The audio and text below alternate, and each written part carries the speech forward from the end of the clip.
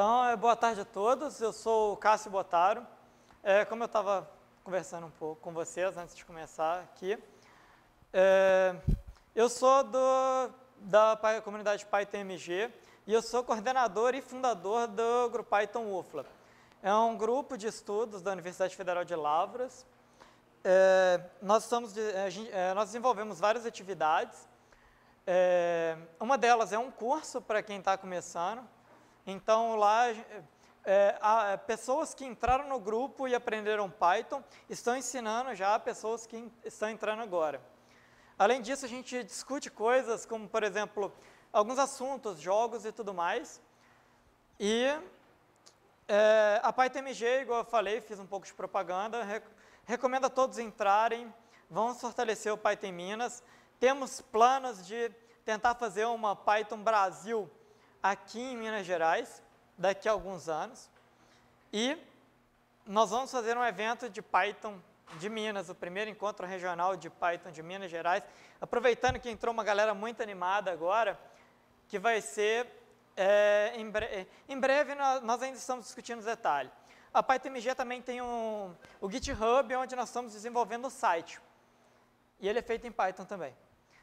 Agradecimento aos patrocinadores que trouxeram esse evento, o evento está nota 10. E então vamos à palestra. Web2Py, desenvolvimento web deveria ser fácil. Então, nessa primeira parte, eu gostaria de salientar o quão fácil, a um nível abstrato, é o web. Todo mundo fica imaginando, pô, web é um bicho de 7 cabeças, tem todas as configurações e tudo mais. Mas não é bem assim. Eu levantei isso daqui em um nível um pouco mais abstrato, é claro que tem um por trás e um a fundo disso. E a nível abstrato, nós temos uma requisição.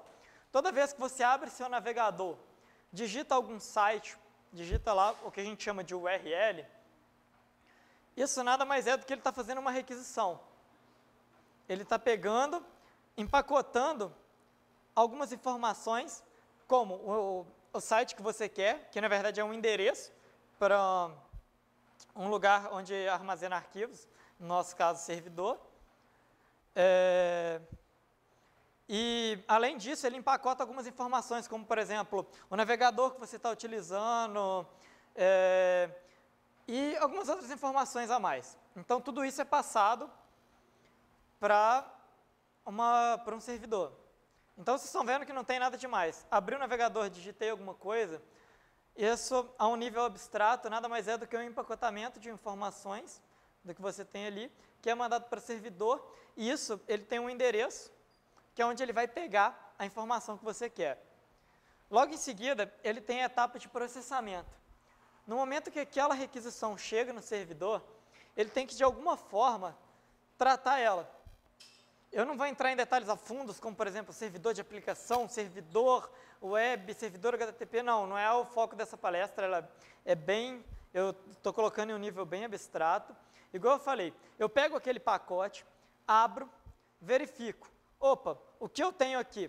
Eu tenho um endereço tal, eu estou com um navegador tal, eu consigo fazer isso, ele já tem uma série de informações e tudo isso é processado. Opa, ele me pediu tal informação, então eu tenho que ir em algum outro lugar, pegar essa informação e trazer para a tela. Esse trazer para a tela já é mais uma etapa que a gente tem, que é a etapa de resposta.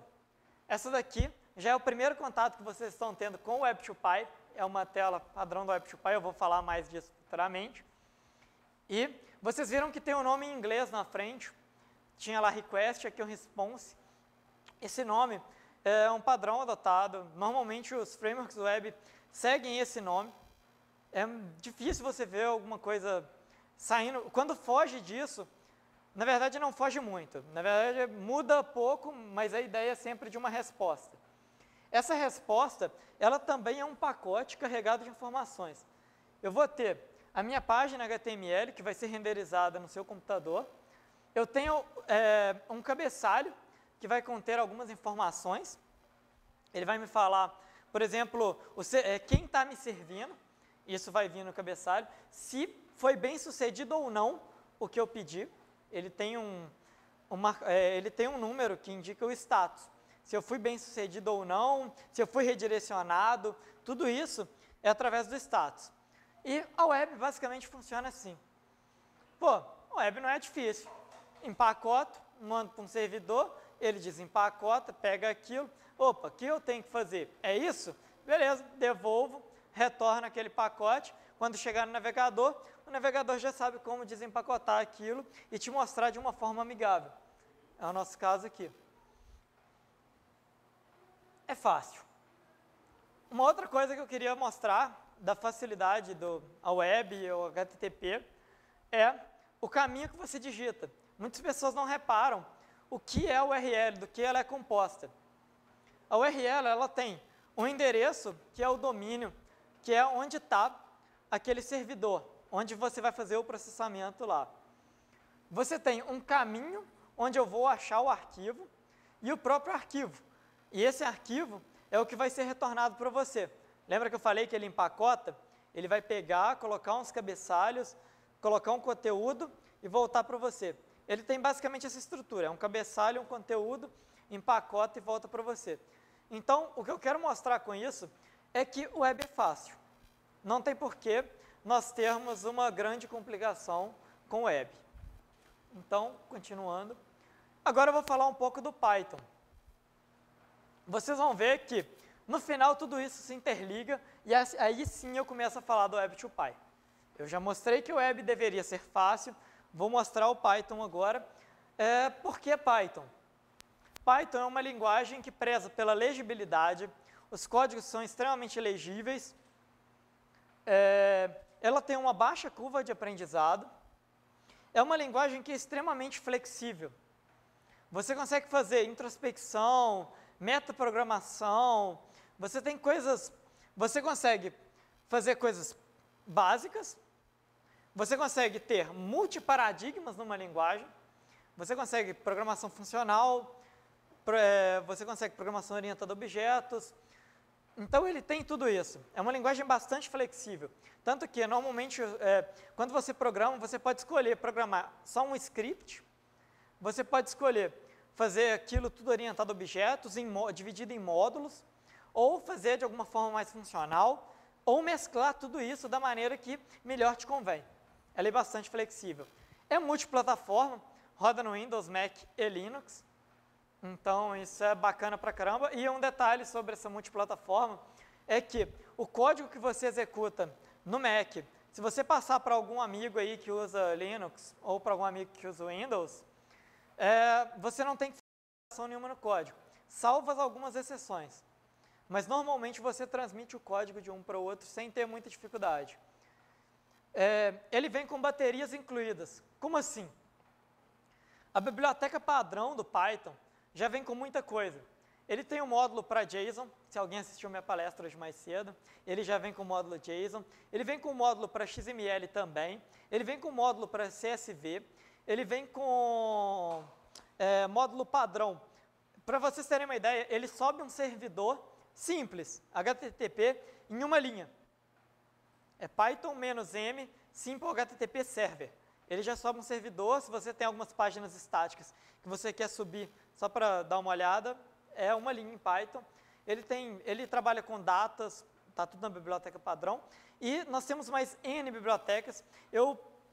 Dá para ficar fazendo uma palestra inteira de Python só para falar dessas bibliotecas. É muito rica a biblioteca, fora que ainda temos as bibliotecas de terceiros, que também são muito ricas e fáceis de instalar. E a grande feature do Python, para mim, isso daqui é o que me atrai mais para o Python, é comunidade. Nós temos uma comunidade muito forte, igual eu falei, aqui em Minas agora nós estamos começando uma comunidade muito forte, é uma galera que realmente está animada.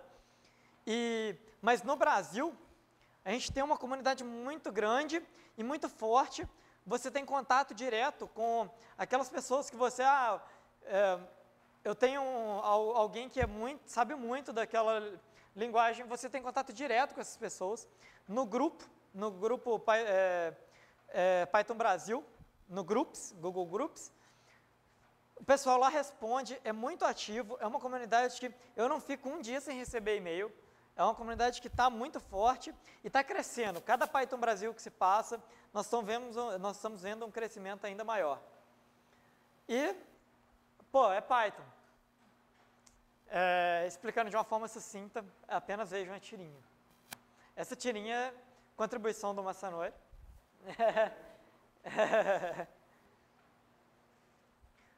Python é muito simples.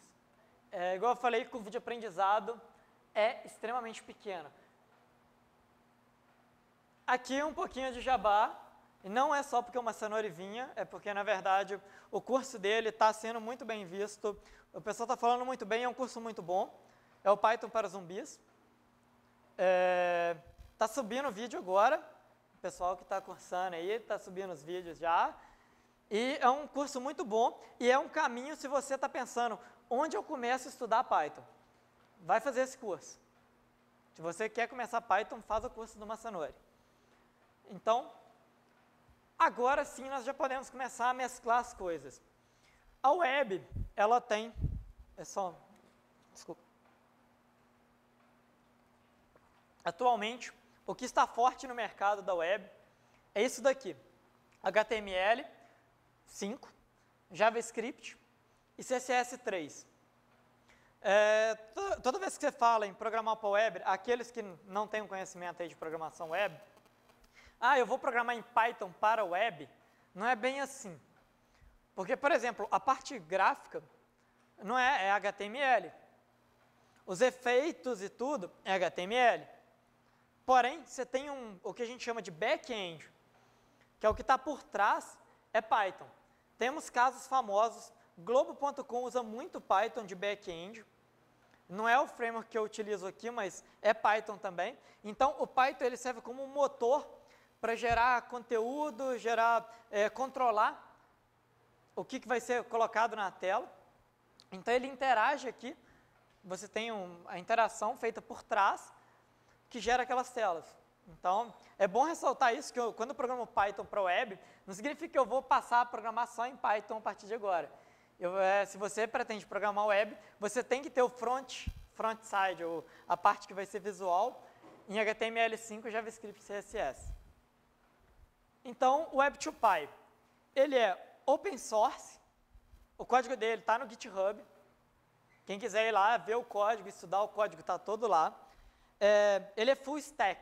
O que é full stack? Eu vou mostrar para vocês isso na prática. Quando você vai no site, ele tem uma versão for Windows, versão for Mac. Eu recomendo que não instalem. Na verdade, ela funciona, mas é que esse negócio de fazer instalação não é bem o propósito do Web2Py. E ele tem uma versão lá que chama Source Code, que é o mesmo Source Code para todos, o Windows, Mac e Linux. Esse Source Code, você simplesmente baixa um arquivo .zip e ele já vem com tudo. Tudo que eu preciso para programar no Web2Py está ali. Eu não preciso de mais nada, e eu vou mostrar isso para vocês. Ele já te dá muitas ferramentas embutidas nele. É JavaScript, JSON, RSS, ele tem uma XML, RPC, serviço, ele já tem uma IDE, o pessoal que vive perguntando qual IDE utilizar, ele tem uma IDE, ele tem um debugger, ele tem um terminal, ele é um pacote completo, já vem com tudo. Ele já tem, inclusive, banco de dados. Ele usa o SQLite, não sei se vocês conhecem, é um banco de dados muito simples. Quem quiser saber mais, coloca no YouTube depois SQLite. Eu já até dei um hangout sobre isso. É um banco de dados muito simples, e ele é tão simples que ele foi embutido dentro do Web2Py. Ele é 400K, o arquivo do banco de dados inteiro. Ele é feito para desenvolvimento rápido, são aplicações escaláveis, seguras. Segurança é um dos princípios do Web2Py, ele preza muito por segurança, e ele é orientado a modelos. Você escreve e programa tudo em Python, exceto, igual eu expliquei para vocês, a parte de front-end. Mas o que é um framework? O framework ele é um conjunto de classes que colaboram para realizar uma responsabilidade para um domínio de subsistema da aplicação. Um pouco complexo? Tá. O framework nada mais é do que uma caixa Se você seguir os modelinhos dele, eu tenho um diretório aqui nesse modelo e tudo mais, ele tem ferramentas que, ele tem um conjunto de ferramentas que já auxiliam para fundamentar no caso aí da web. O framework que ele tem, o servidor web, o Web2Py já vem com um servidorzinho para você subir a sua aplicação. Então, é um conjunto de classes que já trabalham juntas para você ter um propósito, no nosso caso, programação web. Esse aqui é o criador do Web2Py, o nome dele é Máximo de Pierro. A grande motivação dele de criar o Web2Py era justamente essa. Ele queria ensinar web na faculdade, mas as pessoas esbarravam em alguns conceitos. Isso era um problema.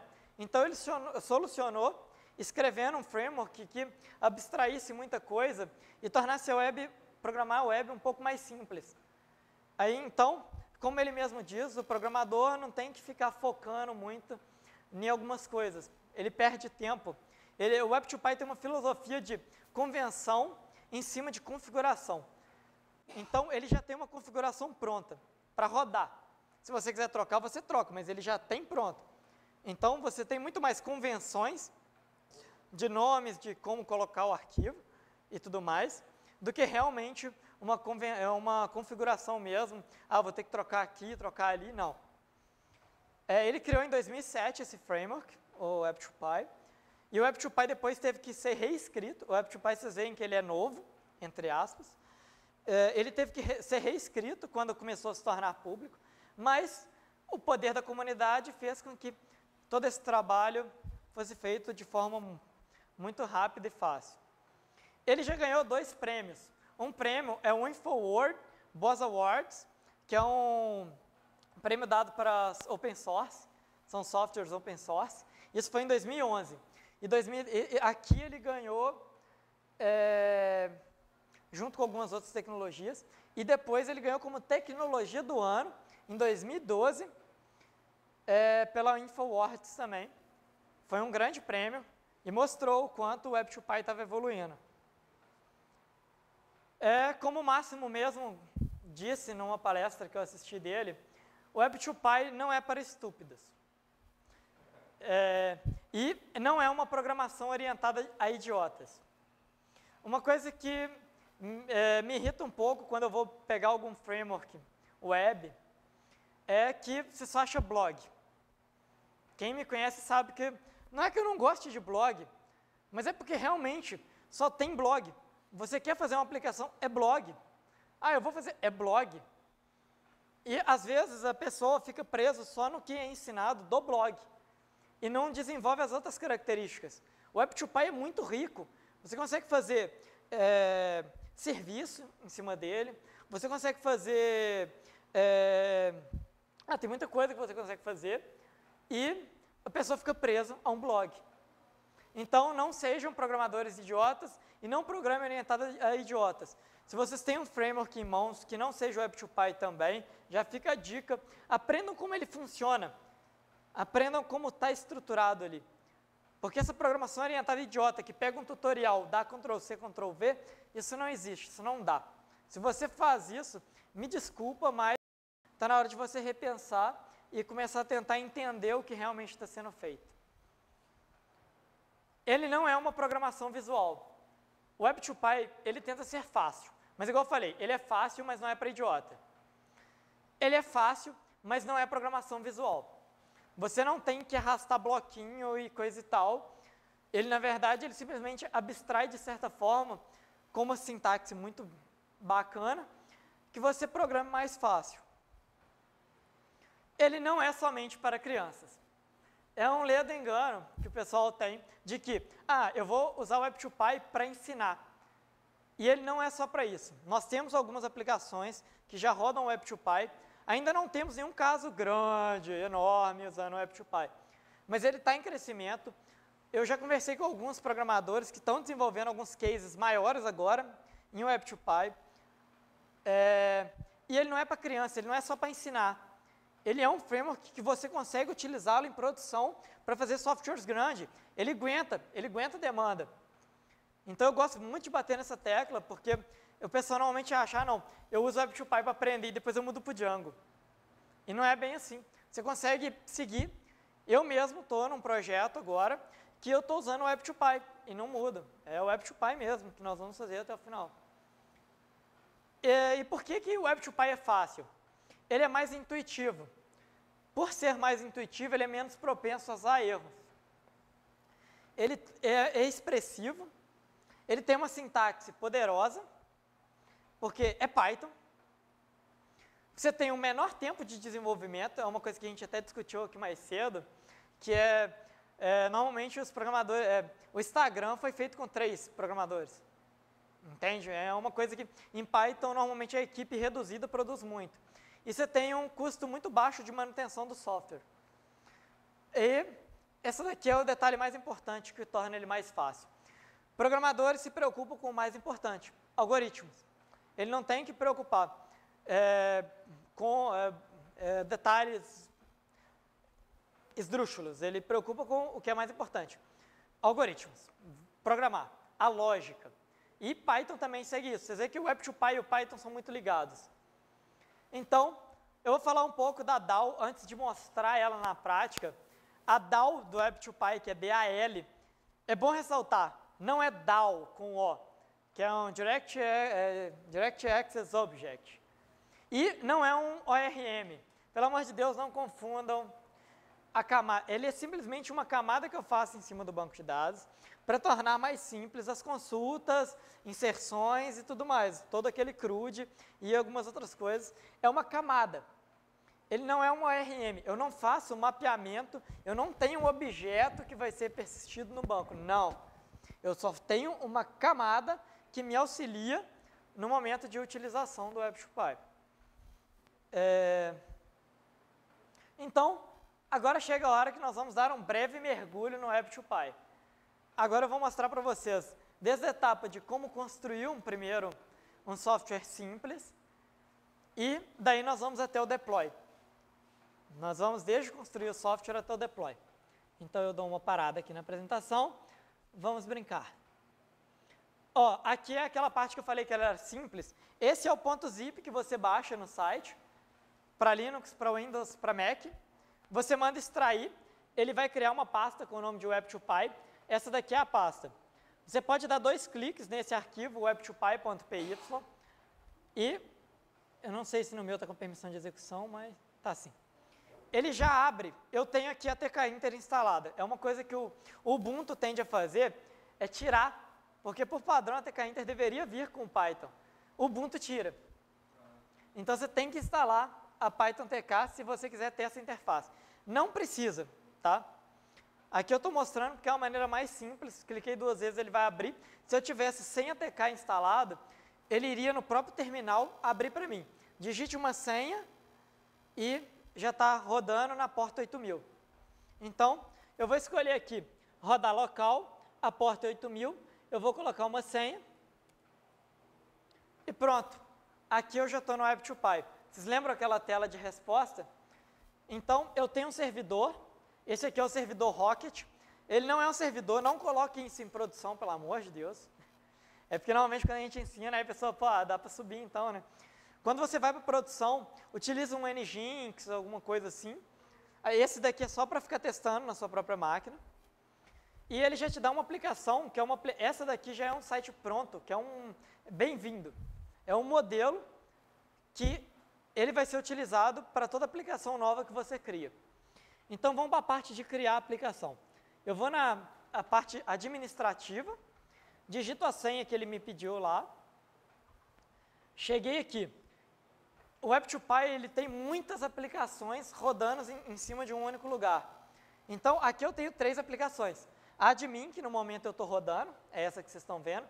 O admin dele é diferente do admin do Django. Vocês vão vendo essa diferença ao longo, quem já sabe programar Django. Ele tem um examples, que ele tem vários exemplos prontos, você só pode seguir e olhar o código. E ele tem o welcome. Igual eu falei, essa welcome é uma aplicação que já vem por padrão. Ela é como se fosse um bem-vindo mesmo. E é a partir dela que você, toda vez que você criar uma aplicação nova, você vai criar uma cópia dessa welcome. Então, eu vou começar uma aplicação para a gente ver isso na prática. Eu venho aqui, criar uma aplicação é muito fácil. Nova aplicação básica, ele pede um nome, eu vou botar aqui, palestra, criar, pronto. Nesse momento, eu tenho uma cópia exata daquela tela welcome. Vocês lembram da tela welcome? Pode entrar, cara. Essa tela welcome, igual eu falei, ela é uma cópia, essa tela palestra, ela é uma cópia da welcome, porém ela muda alguns nomes. Ela muda aqui, o palestra. Um detalhe, vocês repararam que aqui ele está em português? Eu precisei fazer alguma coisa para configurar ele em português? Não. Eu vou mostrar como que funciona a internacionalização do Web2Py. Aqui, se eu abrir meu navegador, se eu trocar aqui o idioma do navegador para inglês, ele abre isso daqui escrito Hello World. Que mágica é essa? Eu vou mostrar. Então, vamos voltar para a parte de código. Eu estou aqui com o código, ele é dividido em 3 locais, Model, View e Controller, que como o meu navegador está em português, ele já aparece para mim como modelo, visão e controlador. Eu vou começar explorando o modelo. O que é modelo? Para até o pessoal que não sabe web, não programou, se situar. O modelo é como será representados os meus dados. É nesse models, nessa pasta de modelos, essa divisão aqui, ela física.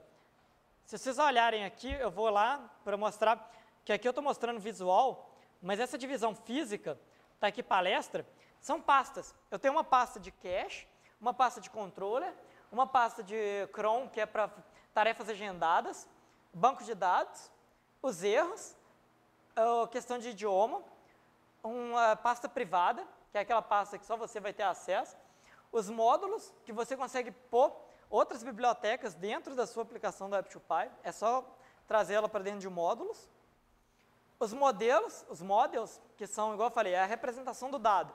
Se eu tenho uma pessoa no meu sistema, ele vai estar nesse modelos.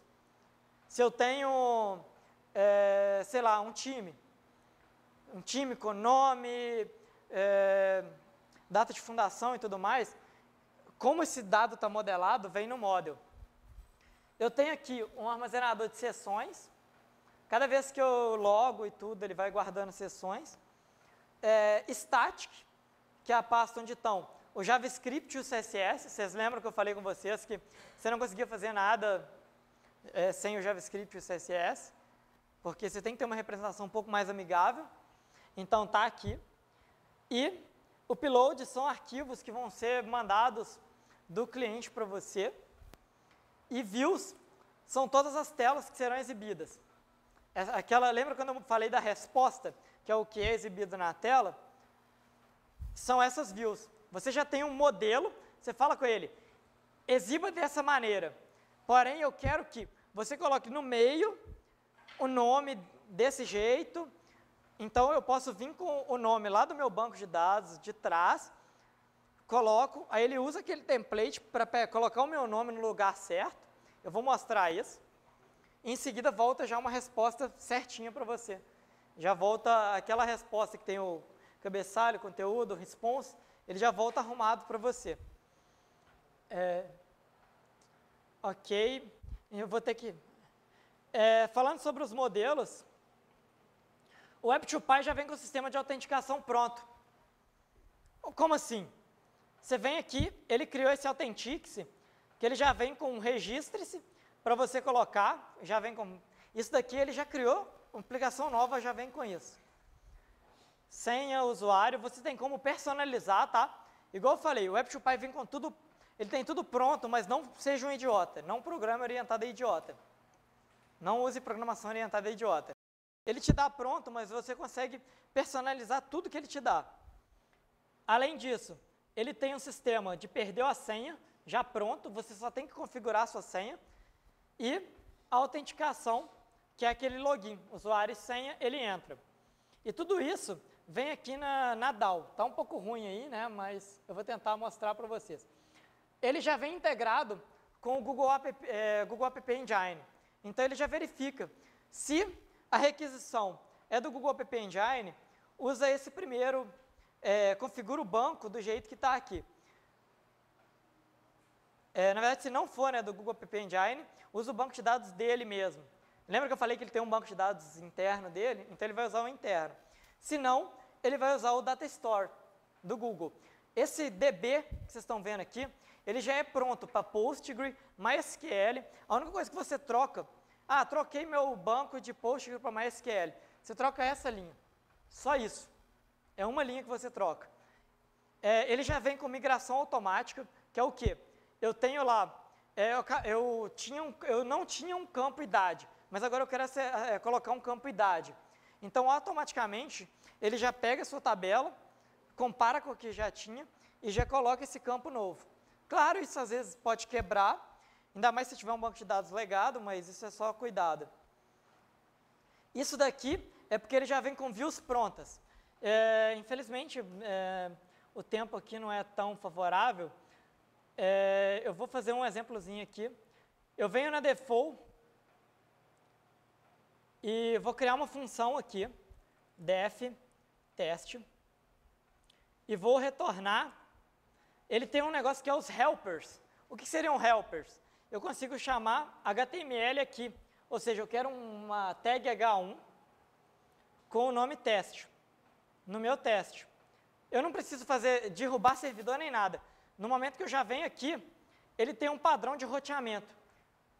O padrão de roteamento dele é o seguinte, é o nome da aplicação, o nome do controlador onde está aquela função e o nome da função. No meu caso, ela se chama default test. Então, no momento que eu fizer default test, ele veio com o teste. Opa, mas e aquele... eu queria uma tela mais amigável. Então, vamos fazer melhor. Opa, peraí.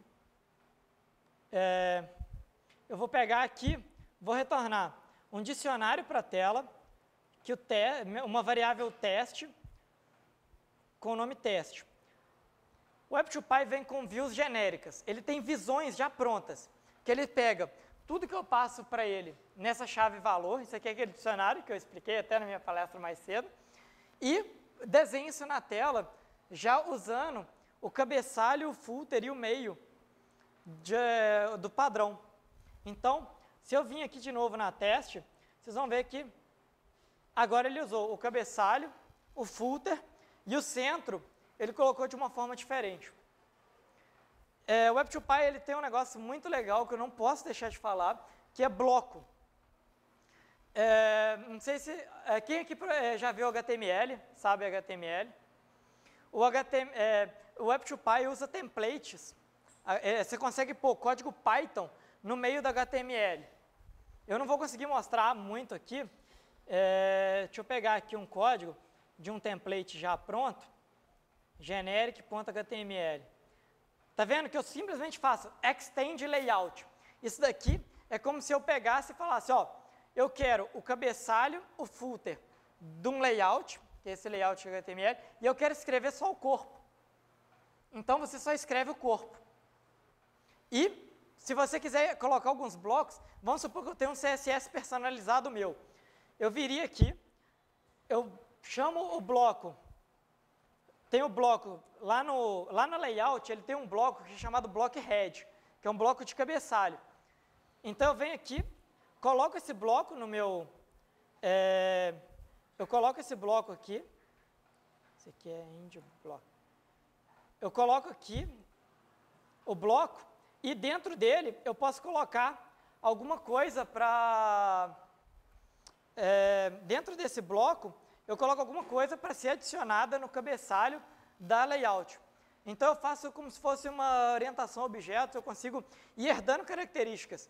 Porque, às vezes, eu tenho um site que ele pega tudo já pronto e eu só tenho que trocar uma ou outra coisa. Um outro detalhe, não vai dar tempo de mostrar, vocês já viram que o tempo está acabando, é o formulário. O Web2Py tem formulários prontos. Então, eu fiz um modelo no banco.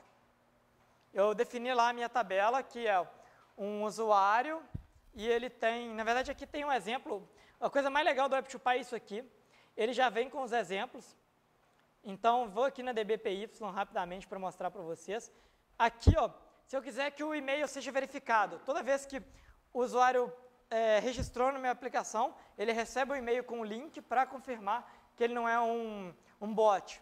É só trocar essas variáveis que estão como false aqui para true. O e-mail, isso daqui é para você mandar e-mails, você simplesmente põe seu e-mail, configura o seu e-mail de qualquer um, aqui ele já manda, e aqui embaixo tem um exemplo, tá vendo que ele tem muito isso, ele usa a documentação para explicar. Aqui ele está definindo uma tabela, tá vendo? MyTable, com o campo MyField e string. Aí, uma passagem rápida agora, no Web2Py em si, a parte da aplicação aqui, eu consigo fazer a administração do banco por ele mesmo. Vocês estão vendo aqui que eu tenho todas as tabelas que já existem no banco, essas aqui são as tabelas de autenticação, todas as tabelas que ele já usa para fazer aquele autenticação automática, e eu consigo criar um novo registro, controlar o banco por aqui. Ele tem o log de todas as operações SQL que você fez, e esse Graph Model é uma coisa muito legal, que se você tiver instalado uma biblioteca chamada PyGraphs, no momento que você clica aqui, ele desenha todo o seu banco de dados em tabelas, bonitinho, e liga o que está ligado um com o outro. Já bota uma setinha, faz uma imagem bonitinha para você. Ele já vem com o terminal, igual eu falei para vocês.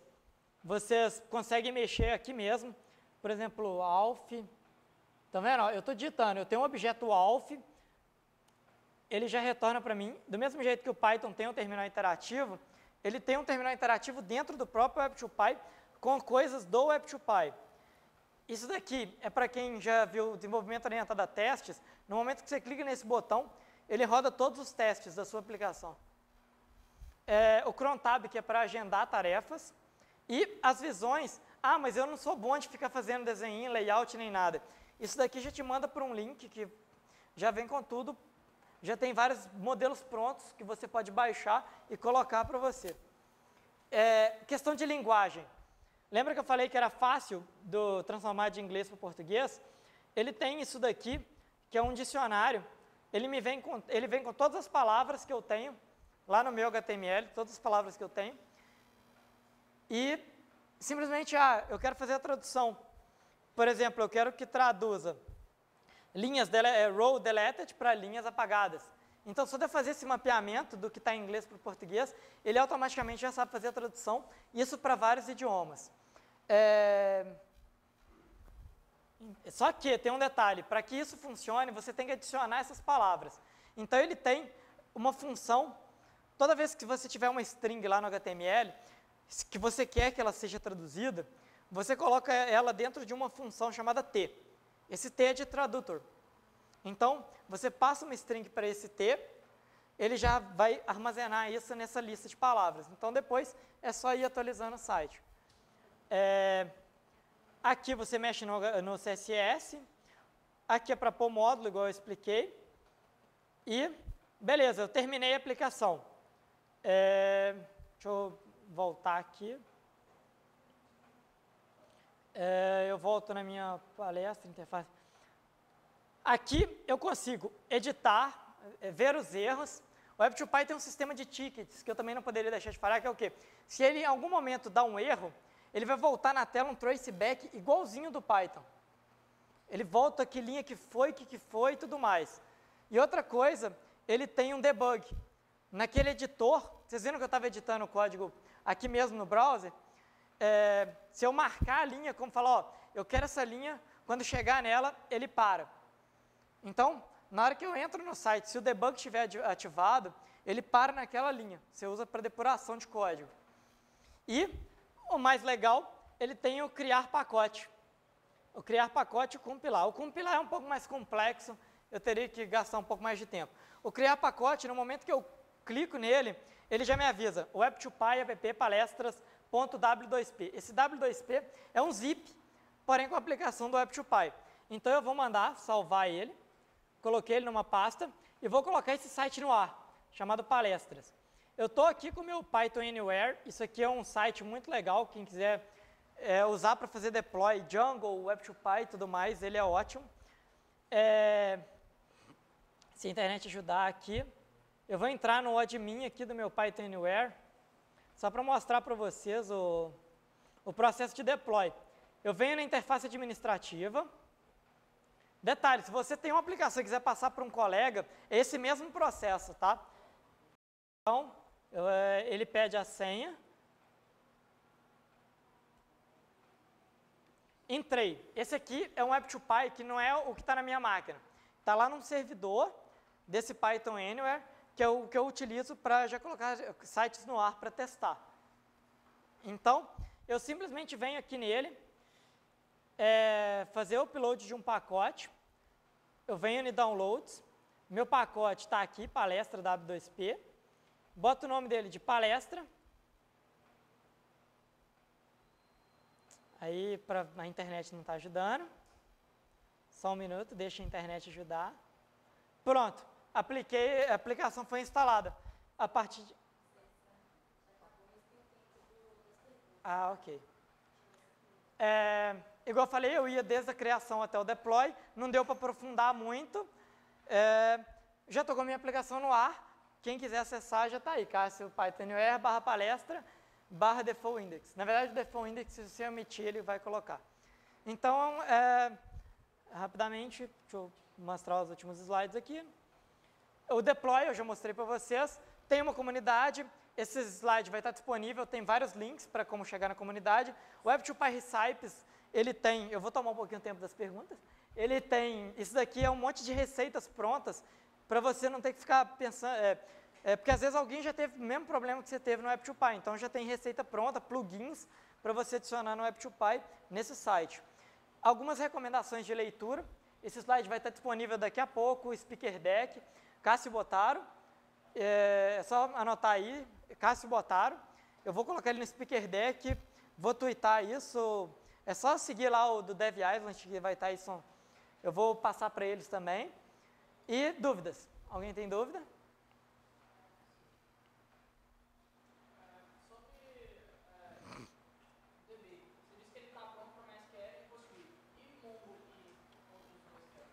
NoSQL. O MongoDB já está em fase experimental. Você já pode utilizar, porém, falando já de experiência. Ele ainda está muito cru, experimental, está ficando muito legal, muito bom, mas dá para usar PyMongo. Todo mundo que eu conheço que trabalha com Web2Py, normalmente, pelo PyMongo ser simples, eles utilizam a própria PyMongo com o Web2Py. E os outros bancos eu não conheço, do NoSQL eu ainda não ouvi falar ninguém utilizando. Mas os bancos relacionais, ele tem uma lista de mais de 20 bancos que ele aceita, já está preparado para isso, sem mexer numa linha de código, mexendo uma linha de código, na verdade. Outras perguntas, alguém? Módulos, você disse lá no início que pode colocar bibliotecas externas. Isso aí seria outras bibliotecas desenvolvidas dentro do Web2Py, por exemplo? Não.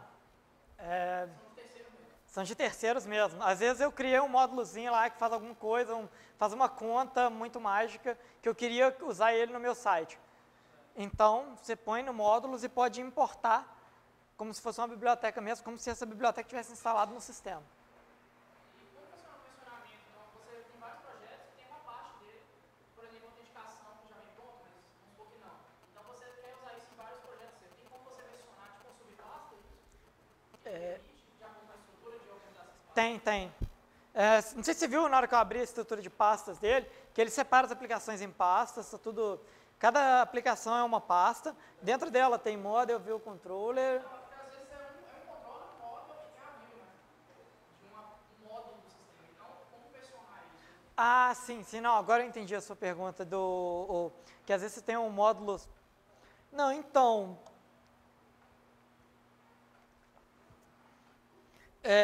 Eu ainda não vi ninguém utilizando quebrar, realmente, porque o Django você vai separar no app. Eu acho que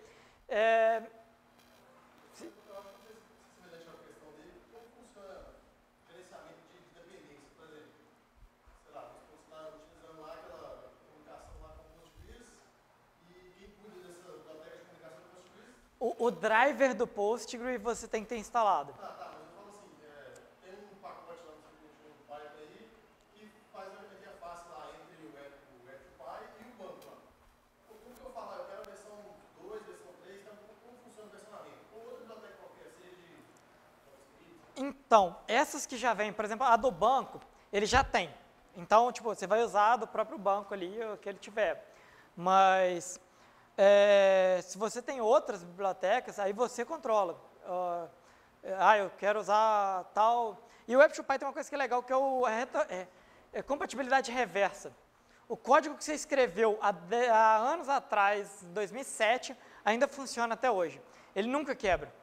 Isso o Máximo já falou que isso é uma promessa. Se ele for quebrar, ele vai mudar o nome. Então, enquanto continuar chamando Web2Py, sua aplicação nunca vai quebrar. Por causa de compatibilidade reversa. Mas, alguém tem mais alguma coisa que queira saber? Traduções, ele grava em arquivo ou banco? Arquivo. Tem um arquivo até lá na... Quando você diz lá string do HTML, se for dinâmico, no caso, o próprio Python gerando essas strings e mandando para a função dele, ele vai implementar... Ele vai mapeando. Ele tem um dicionário. Ele tem um arquivo com... dá para mostrar aqui rapidinho. Applications, palestras, aqui na parte de idiomas, languages. Ele tem todos os arquivos .py, por exemplo, o brasileiro, PTBR, Py. Vocês estão vendo que é um enorme dicionário. Como você trabalha assim, com uma aplicação normal, você vai desenvolver um projeto, quanto você usa... Detalhe, é só um detalhe. O próprio Web2Py já liga com o repositório, por exemplo, o Git, ele já... Você transforma a aplicação, normalmente o mais habitual, transformar a aplicação num repositório Git, você faz o Git ignore e meu tempo acabou, e ele mesmo já é integrado para dar Git pull, Git push naquela interface mesmo, aquela interface de admin mesmo, ele já vem naquela drop-down que aparece, o Git pull e o Git push. Então, quem quiser saber mais, pode adicionar Facebook, Twitter, esse aqui é o último slide, já que meu tempo acabou, um obrigado. Tinha muitas palestras legais agora no horário, vocês vieram para me ver. Eu agradeço muito a galera que veio. Vocês vieram ver aqui o Web2Py, valeu mesmo, galera.